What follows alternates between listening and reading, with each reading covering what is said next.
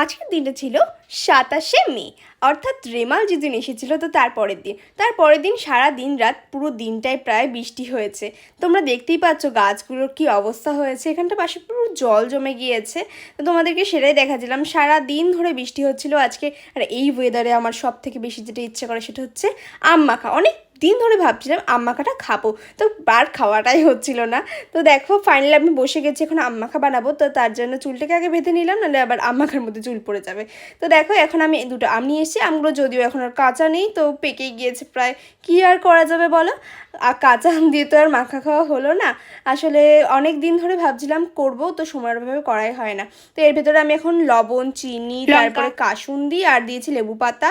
তো সমস্ত কিছু দিয়ে ভালো করে মেখে নিচ্ছি, যেমনটা তোমরা দেখতে পাচ্ছ আর কি। বিট লবণ দিয়ে মেখেছি অবশ্যই। তো দারুণ টেস্টি হয়েছিল কিন্তু, তোমরা অবশ্যই বাড়িতে এরকমভাবে ট্রাই করতে পারো। পাকা আমের মাখা দারুণ লাগবে খেতে। আজকের মতো চলো, বাই।